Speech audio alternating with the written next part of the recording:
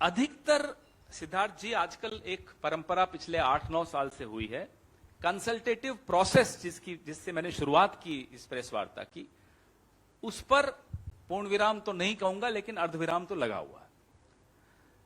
अधिकतर बिल, अधिकतर निर्णय इस तरह से लिए जाते हैं कि जहां कोई चर्चा नहीं हो, किसी से चर्चा नहीं हो, सांसदों से नहीं हो, पूरी की पूरी संसद बना दी। बताओ किस सांसद से पूछा गया कि क्या चाहिए, क्या आवश्यकता है? नहीं पूछा गया ना। कंसल्टेशन का प्रोसेस अब नहीं होता, अब कंसल्टेंट्स की चलती है, कंसल्टेशन नहीं चलती, कंसल्टेंट्स की चलती है।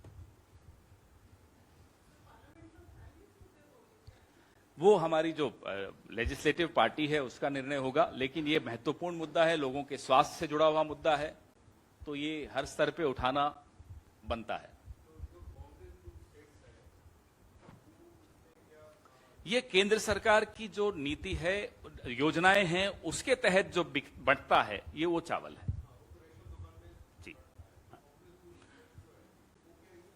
बिल्कुल हम इसको स्टडी करवा रहे हैं, क्योंकि ये जब चौंकाने वाली जानकारी सामने आई तो जाहिर सी बात है कि हमें चिंता है भारत के नागरिकों की, लोगों की, जिनको आप थोप रहे हैं जिन पर इस तरह का चावल, उनके स्वास्थ्य के साथ खेल रहे हैं, तो वो हम तो नहीं होने देंगे।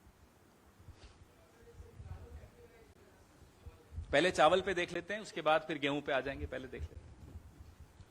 पवन जी, क्या दुनिया में कहीं उदाहरण है जहां पर कि इसका दुष्परिणाम देखने को मिला हो, या दुनिया के किन देशों में ये, जैसे भारत में सरकार की दलील है कि कुपोषण से लड़ने में ये सहयोगी होगा, तो क्या दुनिया के और देशों में, विकसित या विकासशील देशों में जवाब या कोई दुष्परिणाम का कोई मामला सामने आया हो? इसका जवाब मैं दूं या सरकार में कोई ऐसा व्यक्ति बैठा हुआ दे जिसको जानकारी नहीं है, वो अच्छा नहीं रहेगा। तभी विशेषज्ञों की सलाह लेना आवश्यक होता है। ऐसे विशेषज्ञ जो किसी कंपनी का प्रतिनिधित्व नहीं करते हैं, जो किसी कंपनी के लिए लॉबिंग नहीं कर रहे हो, ऐसे विशेषज्ञों से आपको पहले जानकारी लेनी चाहिए थी।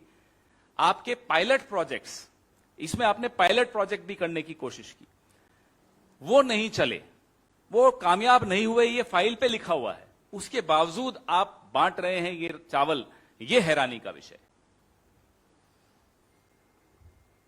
जी।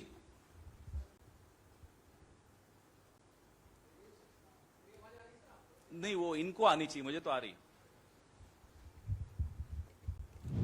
विदेश यात्रा से लौट के आने के बाद प्रधानमंत्री नरेंद्र मोदी का एक भव्य स्वागत किया गया।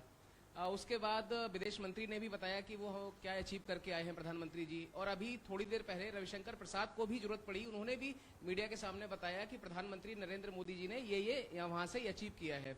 तो इस पूरे मुद्दे पर आप की कह रहे हैं?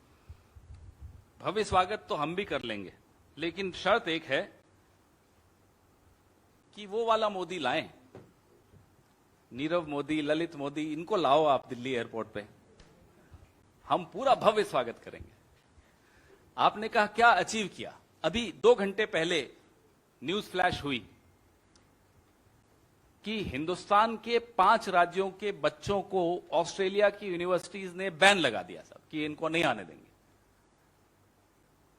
अचीवमेंट आपको मालूम पड़ गई। अभी जेटलैग नहीं गया प्रधानमंत्री का, अभी भी जेटलैग होगा।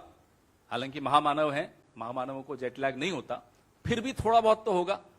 घर भी शायद नहीं पहुंचे होंगे हवाई अड्डे से, तब तक तो ये घोषणा हो गई। देखिए, जब भारत का प्रधानमंत्री विदेश जाता है तो भारत को का प्रतिनिधित्व करता है। वहां आप भव्य आयोजन कराइए, अपनी वाहवाही कराइए, वो सब करते रहिए, कोई दिक्कत नहीं। भारत के इंटरेस्ट को सेफगार्ड करना आपकी प्रथम प्राथमिकता होनी चाहिए। भारत के छात्रों का भविष्य अगर ऑस्ट्रेलिया में खतरे में है, उनको नहीं आने दिया जा रहा 5 राज्यों के छात्रों को, तो इस दिशा में आपने क्या कदम उठाए? क्या इस पर चर्चा हुई? ऐसा क्यों हुआ?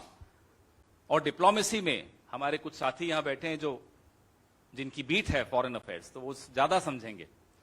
डिप्लोमेसी में ये एक बहुत कड़वा जवाब है कि आप लैंड करो और आपको एक जवाब आ गया एक तरह से कि साहब ये लो, आपके बच्चों पर हमने पाबंदी लगा दी।